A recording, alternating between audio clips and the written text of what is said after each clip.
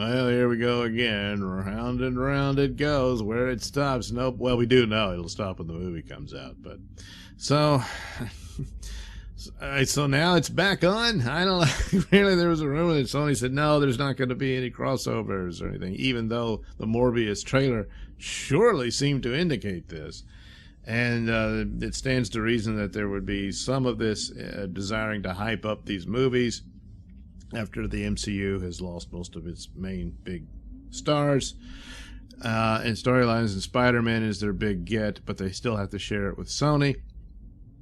And possibly this could be a means by which they do this and make use of multiverse stuff.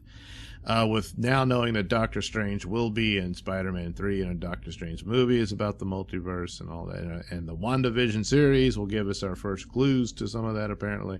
So, off you go to the races. So if they could get deals with these actors to reprise their roles, very much like what DC will do with Batman for The Flash. So once again, they're ripping each other off and all that stuff. But apparently, with this Cosmic Book News article, that the holdout was Tobey Maguire, who apparently would like more screen time if he is to reprise his role. And Toby, where have you been lately?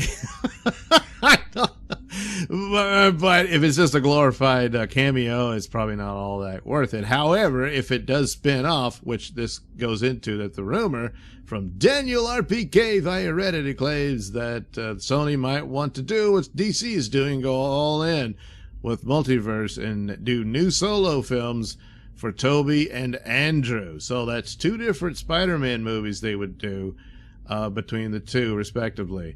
So it'd be a continuation of Andrew Garfield's Spider-Man, which got two films, and then which essentially would be a fourth film for Maguire's version of Spider-Man.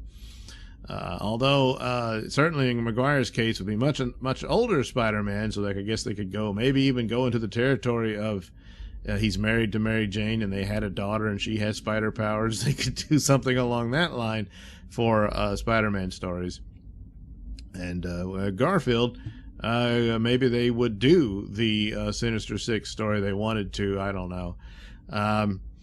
With that, but the Garfield Spider-Man story, I didn't like at all. The first one, I guess, in contrast to the second one, which was so bad, the first one's a little better, but it's still just kind of a bad redo of the first Spider-Man movie. It just, it was just with the lizard instead of the Green Goblin. It just, it's like, what's the point?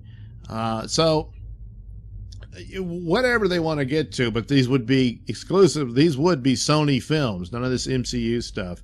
And any further MCU Spider-Man, I guess, would be Tom Holland. This is a bit different from the way back earlier idea, is that they would swap out.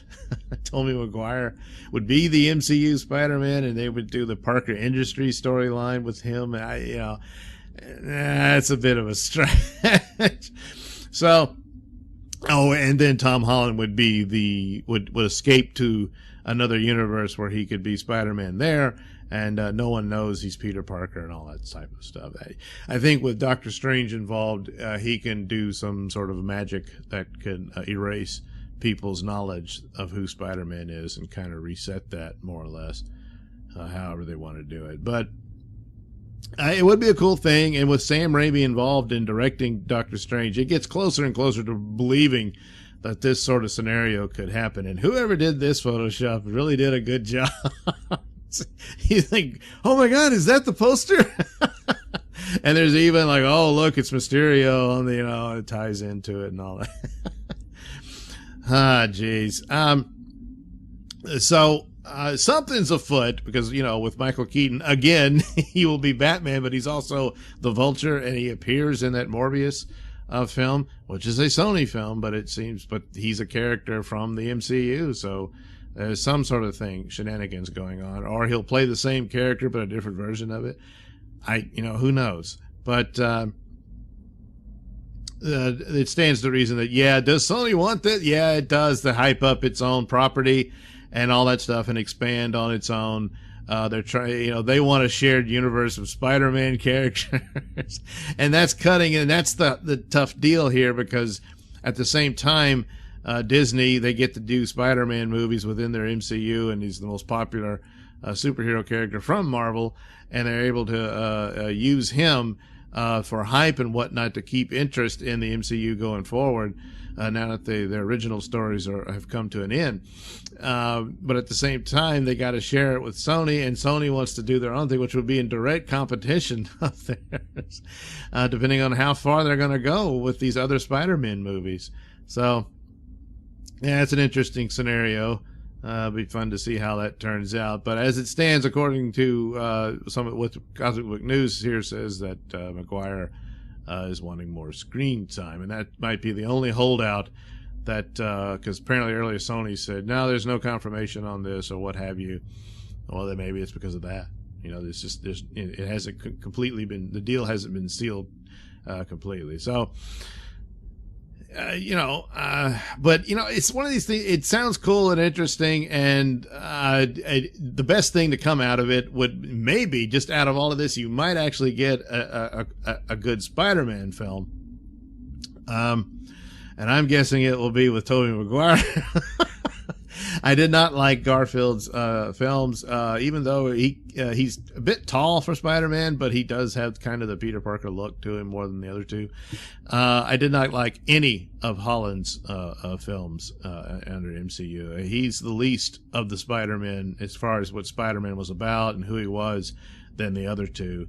The only time I liked him was in Civil War, and then after that it was just downhill. And then, it's the same template over and over again. It was Tony Stark. Even when Tony Stark was dead, it was more his movie than Spider-Man's. And then the third one, it's sounding like Doctor Strange will take the place of Tony Stark. So, although, comic book based, there is this relationship between Doctor Strange and Spider-Man. They teamed up a couple of times, and they were both, Steve Ditko creations and that sort of thing. But it seems that Marvel just wants to keep redoing the same templates for their characters, and that's not how stories progress. And so I don't expect to see that the third Spider-Man film will be the charm for Tom Holland's Spider-Man. It's not his fault in particular. It's not the fault of any of these actors when their movies went bad, I don't think. Because Spider-Man 2 was really bad. Spider-Man 3 was pretty bad for Maguire's Spider-Man, and Holland just hasn't gotten a good Spider-Man movie. But that's, writing and plotting and whatnot. And with all the bizarre things they've buried his character in, that he can't possibly become the Spider-Man character who Spider-Man is, it probably is never going to get the chance. So, but if there's a deal hashed out where these other two guys do have the story, because one of the explanations for why his Spider-Man is so different and strange is because of the legality problems they have between the two entities of Disney and Sony. So but with these guys coming who do have the Uncle Ben story, they do have all of that, and the guilt and the responsibility and that whole nature of his core character, instead of the obsessed superhero fan that this Peter Parker is. He's just a kind of almost obsessed fan stalker of Iron Man. That's not the Spider-Man story. And these two didn't have that. They had the original Spider-Man story of, the death of Uncle Ben and all that. So maybe they've hashed that out, if this is true and not just glorified cameos and that's it, and then they go off on their own movies, which is probably more likely than not. But anyway, we'll see what happens. But can't say I'm all that optimistic, but I am intrigued by it. All right. Thank you for watching and listening. Why not like and subscribe, and check out that link description below. That'll take you to my mini stores and have plenty of goodies for you. Hats, mugs, stickers, posters, all that goody stuff. Plus, you can head over to IndiePlanet.com and pick up a copy of my comic book Night Night. Oh, yeah. Plus, you can also catch my podcast, Mr Nailsin Show, over at RadioMisfits.com. And you can also watch my videos on my channel at BitChute. That's the Mr Nailsin channel on BitChute.com.